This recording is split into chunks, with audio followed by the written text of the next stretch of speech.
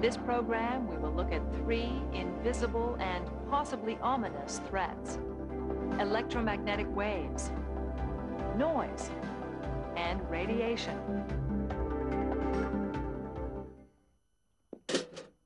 When you handle an electric appliance, you can get burned, get a shock, or even electrocute yourself. But can daily exposure to the weak electromagnetic fields of household appliances be dangerous? Increasing numbers of scientists are concerned with that very question. And when you think about it, what do we really know about electromagnetic fields?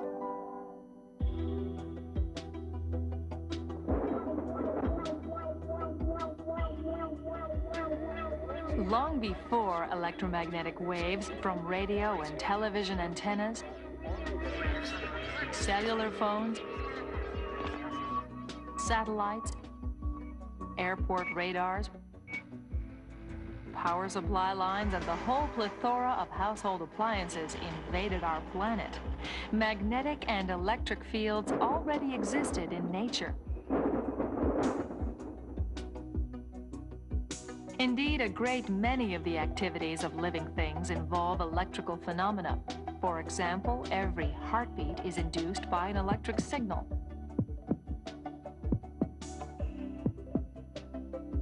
The nervous system, which transmits the information between the various parts of our body and the brain, is a real powerhouse of electrical wiring. Every cell is enclosed in a thin membrane through which runs a very powerful electrical current.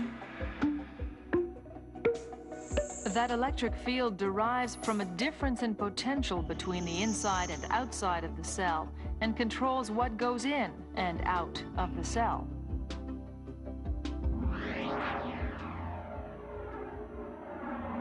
Also, the iron and nickel ions contained in the magma that composes the Earth's center, pulled along by the Earth's rotation, produce a magnetic field.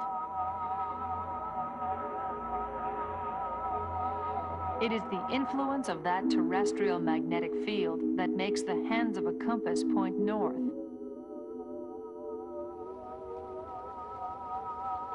Turtles, bees, and the monarch butterfly contain magnetite crystals in their bodies.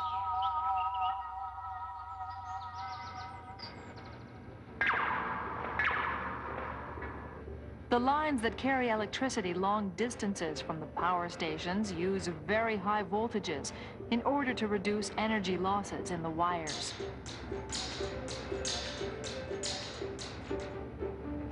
Electric fields, like magnetic fields, exert forces on particles that are electrically charged. In its fluids and various tissues, the human body contains electric charges in the form of ions.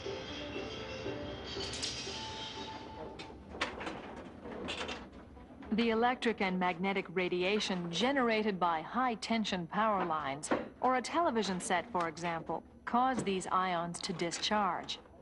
The radiation is said to induce electric currents in the organism. These currents are so weak that we do not even feel them. However, they cause tensions themselves.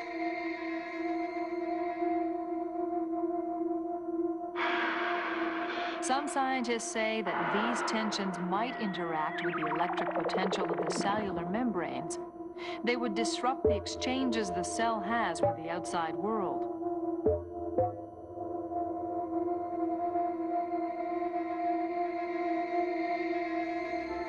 But seeing as the intensity of the electric and magnetic fields rapidly decreases as we move away from the source, the power line or stove, for example, we seldom expose ourselves to fields strong enough to have a noticeable effect on our cells.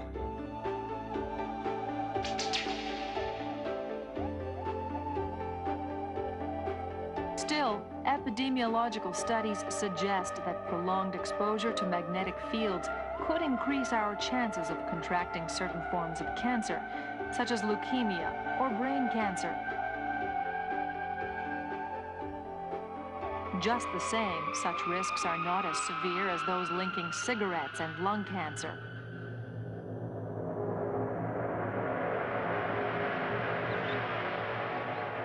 Researchers are currently seeking to shed light on a possible link between cancer and magnetic fields.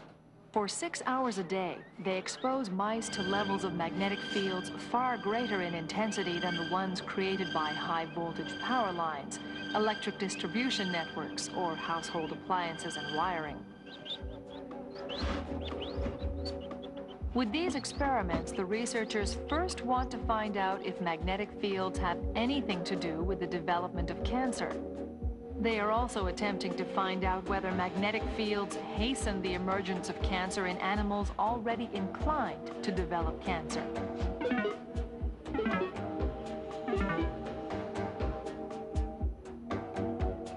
To answer this second question, scientists are using an animal model.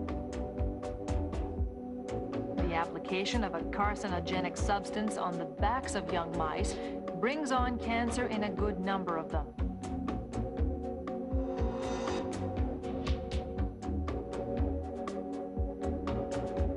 The scientists plan to expose the mice to magnetic fields to see whether the fields stimulate or speed up the cancer process. There is no proof yet, but a great deal of disturbing facts are now linked to the possible effects of electromagnetic fields and waves. We can only hope that the research currently underway will determine with some degree of certainty the real effects of these intangible phenomena. Uncertainty is far more unnerving than a clearly defined threat whose risks are well known. While we wait for conclusive results from research, a number of precautions should be taken. For instance, a child's bed should not be placed near a computer. Children and pregnant women should not wrap themselves up in electric blankets. The problem with electromagnetic waves is that they can't be seen and they can't be smelled. In our societies, sound often has a warning function. A smoke detector sends off a high-pitched ringing to warn us. Sometimes we will realize a household appliance or a vehicle is defective because of the strange sound it's making. But for all the useful sounds, oh, how many harmful ones.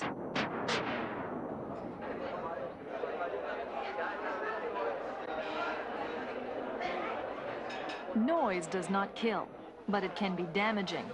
Not only does it damage hearing, it affects the whole organism and can cause health problems in the long run. Noise works in an insidious way. For example, the hearing loss it causes occurs gradually, without our noticing it. We only become aware of it when the damage becomes substantial. Noise becomes stressful as soon as it interferes with communication between people or disturbs sleep. In this sense, living on a city street where traffic produces a constant noise of over 55 decibels, or the passing rumble of trucks or airplanes exceeding 35 decibels, lessens the quality of our sleep.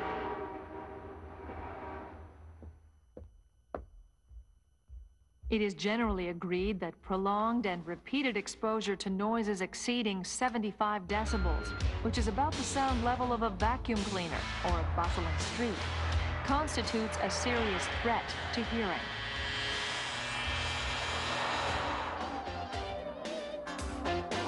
The first symptom indicating that the sound environment is dangerous is temporary deafness.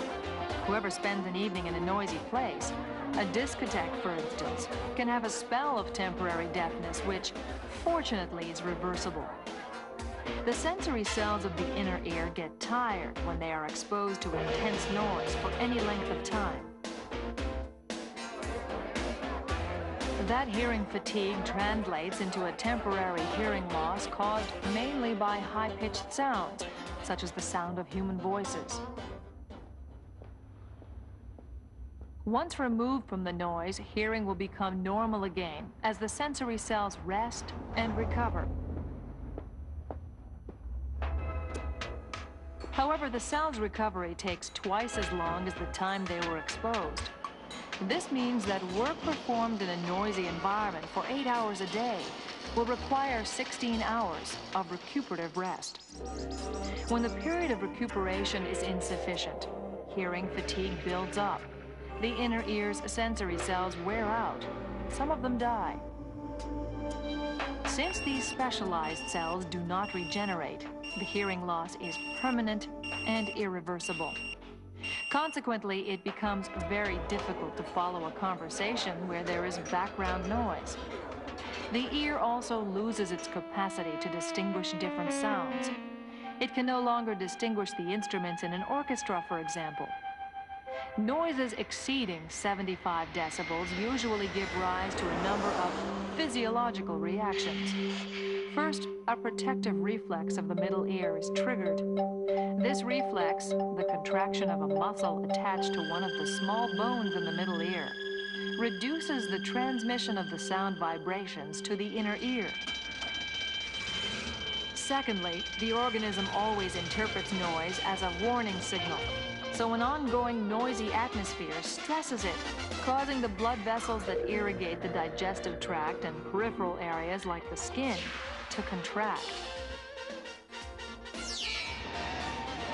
Studies have shown that people who work in noisy surroundings and children who attend a school in heavy road or air traffic areas have higher blood pressure than those who spend their time in quiet places.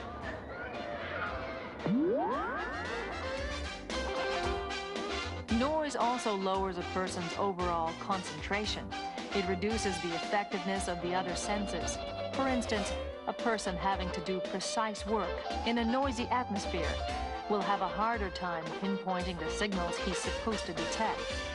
He will give up a difficult task faster if he has recently been subjected to noise fatigue. While noise can increase the rapidity of movements in a psychomotor job, it will nonetheless affect the precision of those movements. Since noise disturbs the concentration we need to work, we have to make an additional effort to maintain our performance in noisy surroundings. It is now being acknowledged that noise is the most common pollutant in the workplace. Increasingly, noise reduction programs are being introduced to counter its harmful effects. These programs begin by measuring the sound levels with a sound meter. This device records the levels of sound pressures the worker is exposed to. A software program processes the data gathered, and the various characteristics of the noise is printed out. An acoustician analyzes the results. He can identify the major sources of noise and assess to what degree the noise can be reduced at that workstation. Identifying the most harmful frequencies for the ear helps researchers to find adapted solutions, such as an acoustic wall. Besides its effects on the physiological aspects of the organism, noise also has psychosocial repercussions. It reduces communication and cooperation between people. It makes them irritable. It causes more aggressive behavior in children. It is a surreptitious pollutant that needs to be controlled just as much as any other environmental pollutant. The world around us is teeming with waves of all kinds. Light, heat, radios, all belong to that vast family of electromagnetic waves. What differentiates them is what we call their wavelength. Some wavelengths are visible to the human eye.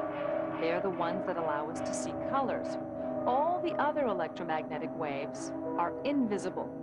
Long wavelengths are used by radio, television, radar.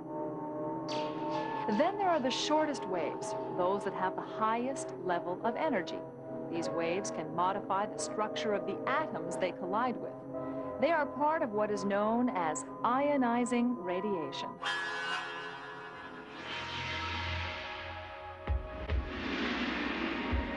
Since the beginning of time, nuclear radiation has been a part of our environment. So whether we like it or not, we are constantly exposed to radiation from the sun, the cosmos, and radioactive elements present in their natural state in the ground. Our bodies, the water and the foods we ingest, the air we breathe, all contain natural radioactive elements. On top of these natural sources, certain human activities result in nuclear radiation emissions. The X-rays used in radiology and gamma rays used in radiotherapy are major sources of radiation. Mining also contributes to concentrating certain radioactive elements extracted from the ground. Nuclear power stations produce radioactive waste.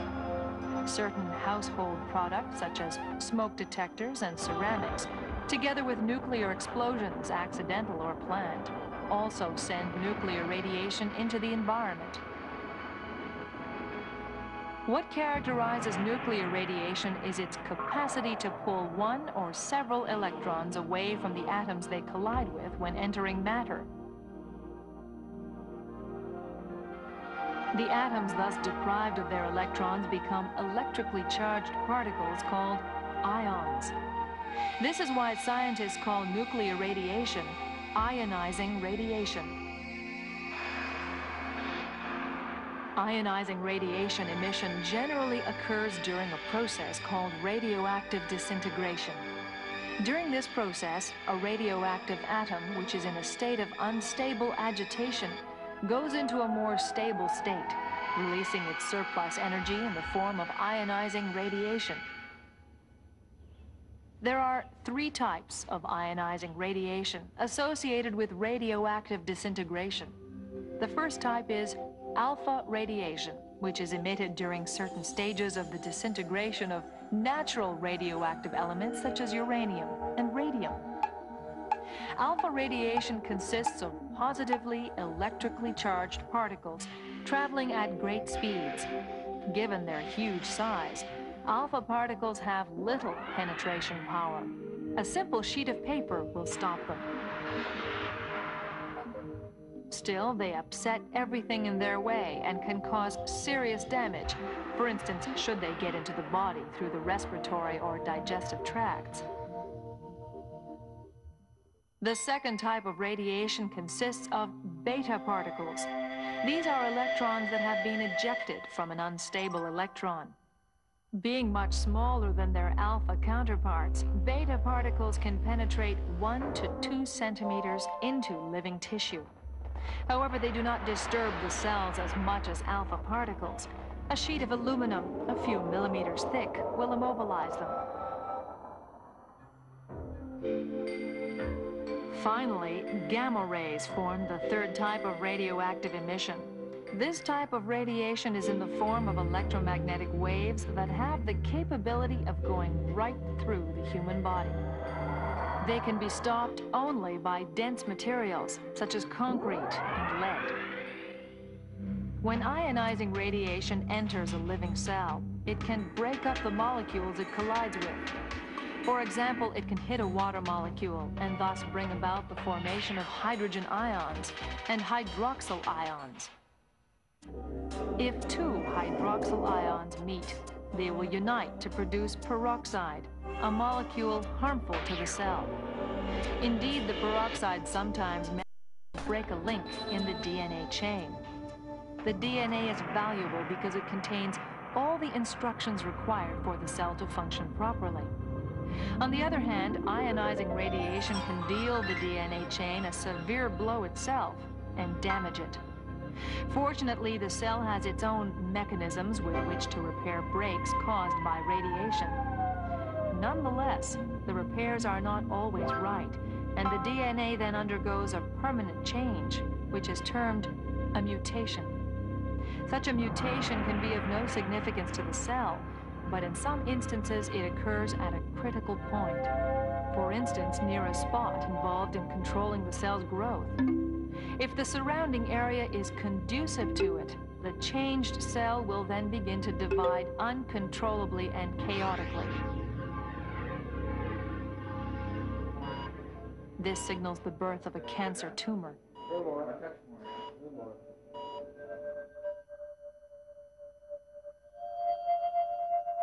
The effects of ionizing radiation are only expressed as probabilities. The chances of their happening are said to increase according to the dose of radiation received. As scientists proceed to uncover the characteristics of ionizing radiation, we are discovering that when used judiciously, it offers many advantages. For instance, ionizing radiation can be used to sterilize surgical instruments and to keep fruits and vegetables fresh without posing any health threat. Scientists are unable to determine with certainty what biological effects very small doses of radiation may have. Do you know that simply sleeping next to another person exposes you to the radioactive potassium that person's body contains? No, maybe wanting to eliminate every source of radiation isn't such a good idea after all.